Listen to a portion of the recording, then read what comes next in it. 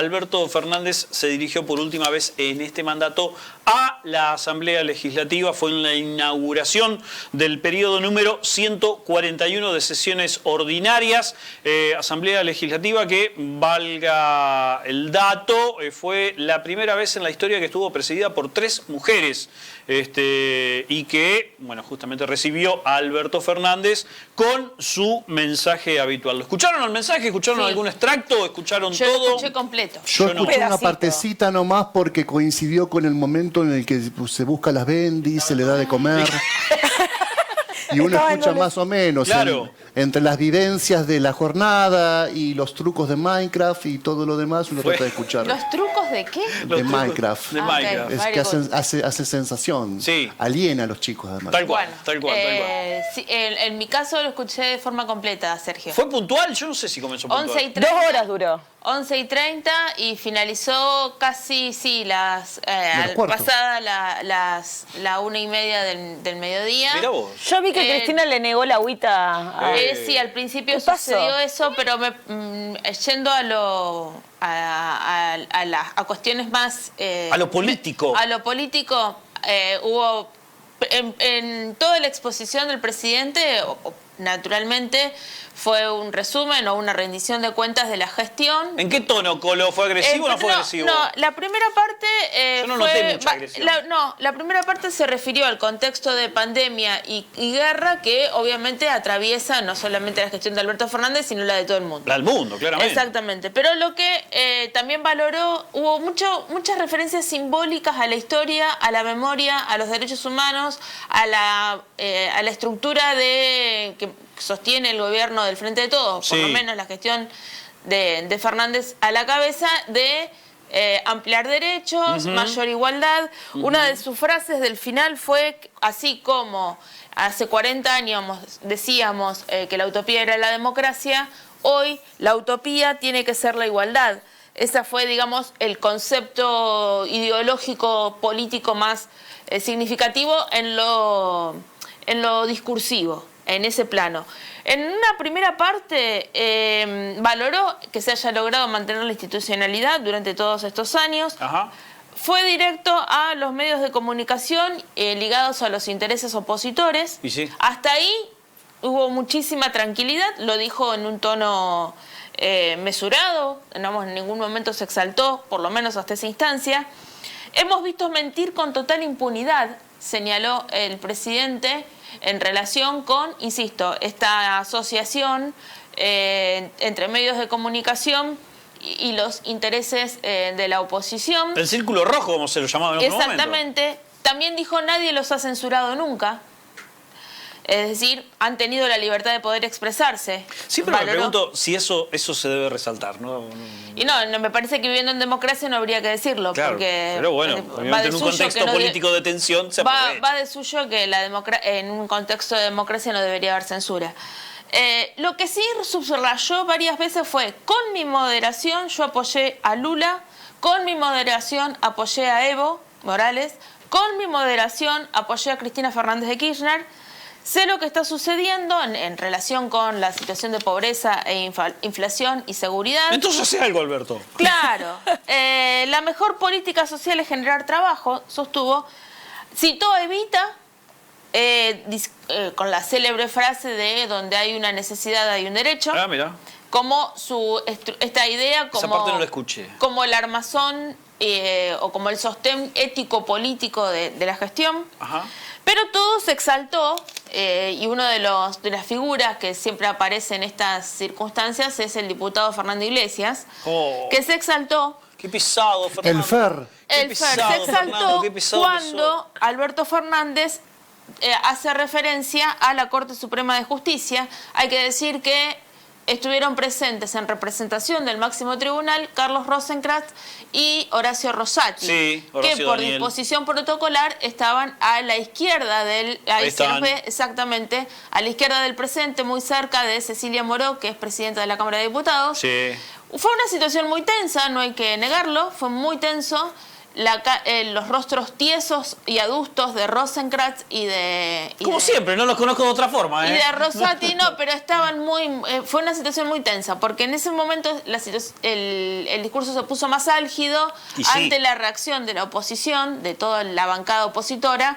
¿Por qué? Porque ¿qué fue lo que dijo Alberto Fernández? ¿Qué dijo? Primero habló de la intromisión de la justicia en el manejo de los recursos en torno a la coparticipación y lo que se dispuso a favor de la Ciudad Autónoma de Buenos Aires. Sí. Estamos obligados éticamente a poner fin a la desigualdad, dijo Alberto Fernández, y aclaró que por lo que prevé la Constitución Nacional, la Ciudad Autónoma de Buenos Aires no firmó el convenio que han firmado todas las provincias.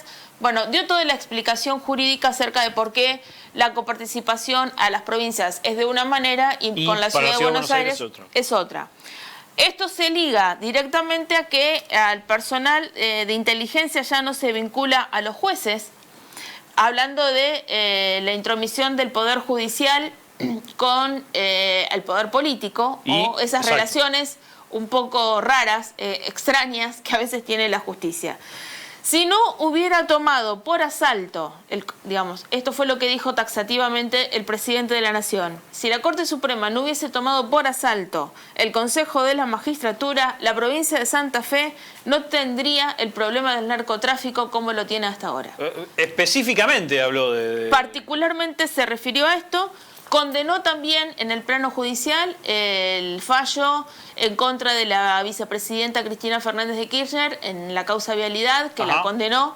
Sí. Y que, según Alberto Fernández, se trata de una inhabilitación política. ¿No dijo proscripción? Sí, Héctor. No, antes que te vayas a otro tema, quiero agregar 2 o 3 cositas de esta última cuestión de Fernández hablando sobre el Consejo de la Magistratura. Que esto le puede quedar muy lejos a la gente, pero el Consejo de la Magistratura volvió a tener una constitución previa a la que se había votado por ley hace muchísimos años y que generaba mayor participación de los espacios políticos, al punto que el presidente del Consejo de la Magistratura es el presidente de la Corte, es Rosati. Y hace 1 año y medio que el Consejo de la Magistratura está en pausa, en estado larvario. ¿Y por qué dice que esto perjudica a Santa Fe y al problema del narcotráfico? Porque Santa Fe tiene un gran problema de vacantes de sus magistrados. Vacantes en Reconquista, vacantes en Rafaela, vacantes en Santa Fe, ni que hablar vacantes en Rosario dentro de la justicia federal. Y esto no se resuelve porque los concursos no avanzan, porque este Consejo de la Magistratura nuevo, con esta nueva conformación, no sesiona, no convoca, no lleva adelante los concursos. Y además, imagínense, Horacio Rosati presidiendo el Consejo de la Magistratura, ¿qué va a hacer cuando su hijo Emilio Rosati, aquel que fue en algún momento detenido y su auto secuestrado por conducir en estado de alta ebriedad, quede primero en el concurso para ser juez del Tribunal Oral Federal de Santa Fe? Claro. No de Malasia, de Santa Fe. ¿Cómo va a opinar ahí? ¿Cómo va a opinar y cómo va a operar el cortesano Rosati respecto a esa situación? La verdad que, por más que esto, insisto, la gente hoy está muy preocupada en su bolsillo, en el alquiler, en la comida, en el plato, en la escuela, en los útiles. Esto es una vergüenza lo que está institucionalmente, lo que sucede en Argentina con el Consejo de la Magistratura es muy penoso, es muy vergonzoso. Se volvió un esquema anterior en donde le da pleno poder de selección y de remoción de jueces al presidente de la Corte, que hoy por hoy está sindicado como ser el máximo referente de la oposición. Recordemos que además a Rosati y a Rosenkrantz los nombra Macri por decreto. Exacto. En su momento, ¿no? Se llama designación en comisión, ¿no?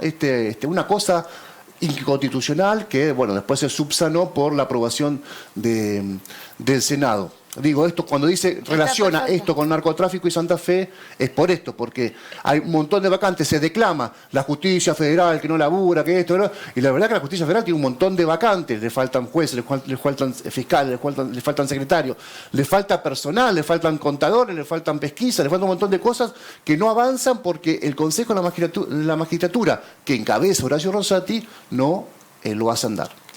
Efectivamente, en relación y en ese tono y en ese plano de discusión, Alberto Fernández lo que sostiene hoy en su discurso frente a la Asamblea Legislativa es no se puede esto no es inconstitucional, el pedido de juicio político, por todo lo que explicó Héctor, y también por las circunstancias que asocian a integrantes de la Corte con la oposición y esos audios que anduvieron dando vueltas con presuntas asociaciones. Por último, a mí me pareció bastante significativo del discurso el recurso de nombrar a personas que estaban dentro del público en los palcos. Algunas de ellas, por ejemplo, una trabajadora de la construcción, una mujer que fue beneficiaria y tuvo acceso a tener a tener su casa propia gracias a las acciones del gobierno, obviamente. También hizo referencia a la educación pública y a la universidad pública, a la ciencia, y aludió a la presencia de un científico que estaba justamente en la Cámara, allí en el recinto, integrante del CONICET. Es decir, fue un recurso que se repitió durante algunos tramos en distintas circunstancias en relación, por ejemplo, con cuestiones de salud, de educación, de género, en varios tramos. Agradecer la presencia de estas personas, me parece que fue un recurso muy bien pensado, desde luego, por parte del presidente a la hora de exponer sus actos de gestión, sus actos de gobierno, pero humanizando esto con la presencia de personas, mujeres, hombres, que han sido favorecidos por alguna de las políticas que se han impulsado. Y agregó a la Colo, sí, además de eso, haciendo un raconto, yo no vi todo el discurso, pero también creo que fue un llamado a la inversión en cuestiones energéticas, diciendo, como no recuerdo la frase exacta, pero como que dijo, la energía está en Argentina. Y la pregunta que yo les hago, si mañana el dólar blue, que hoy está 3.78, se va a 3.85, ¿es un mensaje positivo de lo que dejó la sesión? ¿Tranquiliza? No sé si el mensaje fue... Yo no me atrevo a decir que el mensaje de Alberto Fernández haya estado dirigido a los mercados. Entiendo que de yo alguna manera sí. Creo que sí, pero me parece que por lo que en mi lectura, humildemente, obviamente los compañeros y las compañeras pueden pensar, exponer su opinión.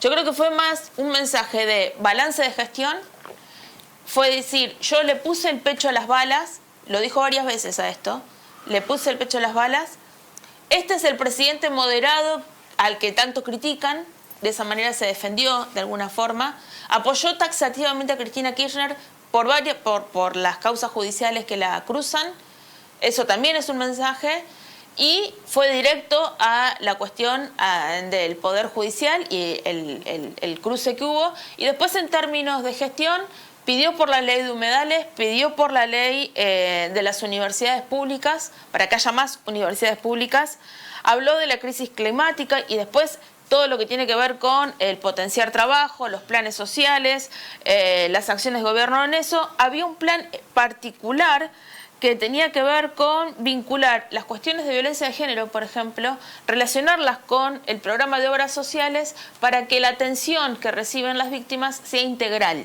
psicológica y físicamente, lo cual me parece que es bastante importante. Se lo vuelve obligatorio en lo que se llama el plan médico obligatorio de las obras sociales, que no pueden dejar de atender esas cuestiones. Bueno, sí. Por ejemplo, esa es insistió que los medicamentos gratis, ya voy redondeando, y el abordaje integral de la salud mental también en esta perspectiva. Bueno. ¿Se puede agregar algo más o estamos ya al límite? Y estamos 3:10 de la tarde. Bueno, solamente pido 15 minutitos más. No, que grande Mauro Zeta, ahí estaban viendo el discurso del presidente, ¿no? El periodista Zeta. Lo digo por Massa, por si alguna... Una gran defensa Massa, una gran defensa Una Massa. cosa que no vi, una pregunta que hago, de verdad desconociéndolo. ¿Dijo algo sobre el litio? No. Porque vamos a hablar de energía y no vamos a decir, vamos a nacionalizar el litio se queda acá. Habló de Vaca Muerta, Yo creo que se entiende que se queda acá. No. Habló de la hidrovía, de Vaca Muerta, habló de la energía en ese plano y ¿Pero cómo lo dijo? Enfáticamente dijo, no es el FMI el que nos viene a decir a nosotros que tenemos que equilibrar el déficit fiscal, y esto lo dijo en defensa de Sergio Massa, que lo defendió tajantemente, categóricamente, como ministro de Economía, luego de abandonar la presidencia de la Cámara de Diputados.